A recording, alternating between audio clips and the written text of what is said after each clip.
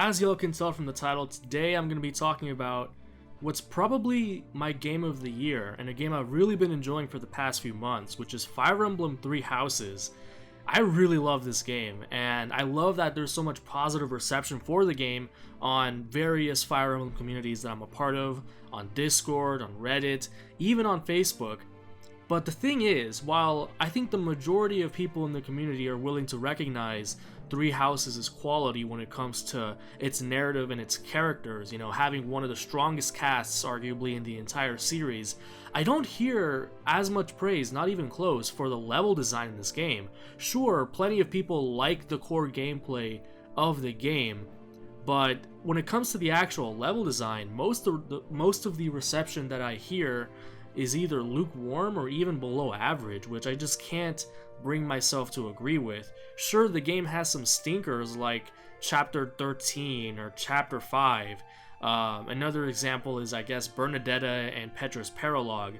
Those are some pretty below average maps, but literally every Fire Emblem game has those. This is an argument I use in favor of Conquest all the time. Fire Emblem 3 is said to have some of the most consistent map quality in the series, yet it also has one of the worst maps of all time in the series, which is Book 2, Chapter 3. So yeah, this game has some below average maps, don't get me wrong about that. But today I just want to talk about what I think is one of the most slept on maps probably in the history of the franchise. And that's Chapter 14 in most routes. I think it might be Chapter 15 in Silver Snow, I don't quite remember, but it's the second map where you have to defend Garrick Mach after the time skip. This map, especially on Maddening mode, which is really where the dynamics of this map come to light, is one of the most overlooked and underrated maps, not only in this game, but in the series, and I'll explain why. Now, I will say, on hard mode, this map is substantially less exceptional, and I suspect that's one reason why a lot of people sleep on it. But in hard mode, you're just too strong compared to the enemy, and it kind of trivializes actually participating in the dynamics of the map.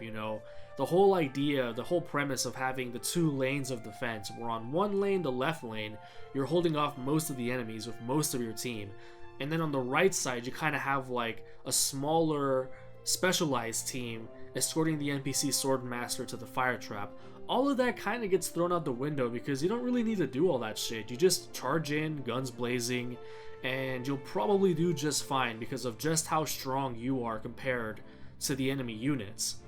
So that's why I'll be talking pretty much exclusively about the Maddening version of this map. In Maddening mode, I think the thing that's really forcing you to play more conservatively and play the map like an actual defense map is the reinforcements. They're actually threatening, oppressive, and they control the space they're in because they're ambush spawns. And ambush spawns tend to be a really controversial feature among the Fire Emblem community in the games they're implemented in, like in Maddening mode. But I think in this case it actually works pretty well because that just means they get to move farther, quicker, and get up in your face, punish you for overextending. They're not like the obnoxious ambush spawns that kind of like spawn behind you and then they just kill your healer or your dancer and it's complete fucking bullshit. I think that's the kind of reinforcements people have more of a problem with. These guys, the two Falcon Knights and the Paladin that show up, they show up near where Randolph is, so they're pretty far away from you to start, but they can just move earlier and get closer to you faster. And that really makes them more oppressive and able to control more space and keep you from overextending like you typically would in hard mode because there's no real danger. Your units are way stronger than the opponents, you can just one round everything. In Maddening mode, not so much. In fact, the reinforcements are actually stronger than the default enemies on the map.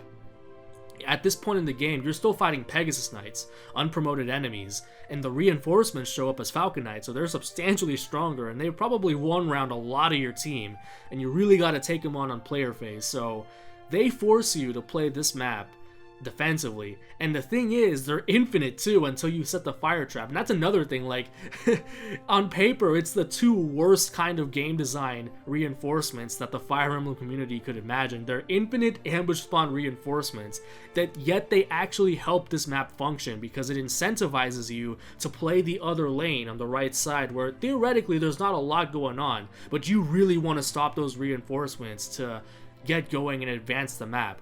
So you're incentivized to actually play with the 2 lanes in mind, escort the NPC over to place the fire trap, and then once you stun all the enemies, that actually stops the reinforcements too and allows you to progress towards victory.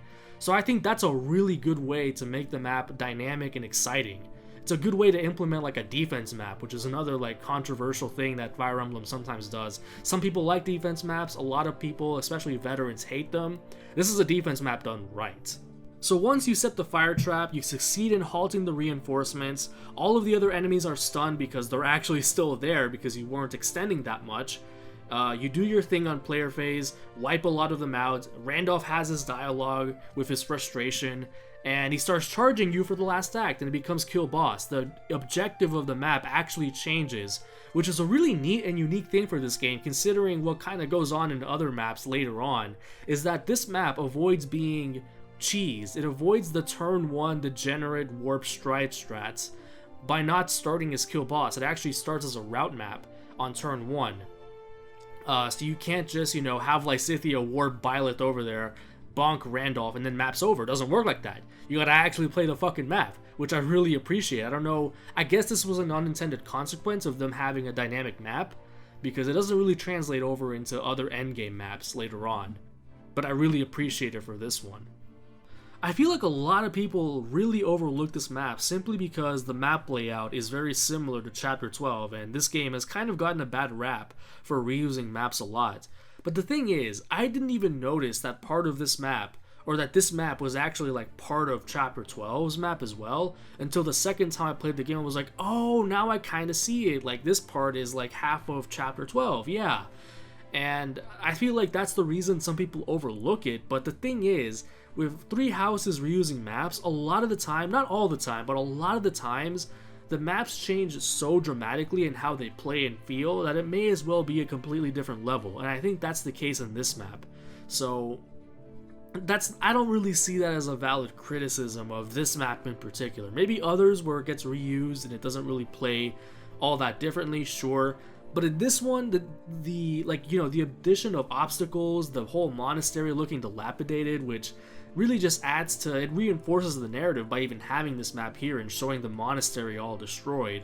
The enemy composition, even the objective in the beginning and how that all plays out. Like this map, it almost feels like this map has a 3-act structure in maddening mode, where like the first act, you're like purely defensive, you're trying to set the fire trap, get the reinforcements to stop, and then you stun the enemies, and you start going on the offense a little bit, doing some player phase action while the enemies are slowed down and stunned by the fire trap. And then the third act is when Randolph charges you. It's almost like that, and you don't really see a lot of Fire Emblem maps like that, even in the classics, I would dare say. So I really just had to put some respect on this map's name and get more people to appreciate it, because I don't see anybody talking about this map. I don't even see a whole lot of people talking about the map design in this game, which is a real shame, let alone this specific map, which seems to have been forgotten in favor of maps later in the game, some more iconic ones like I guess the throne room. But now I'm just gonna go off on a tangent, so I better end the video before I do that. I hope you all enjoyed, and I'll see you all next time.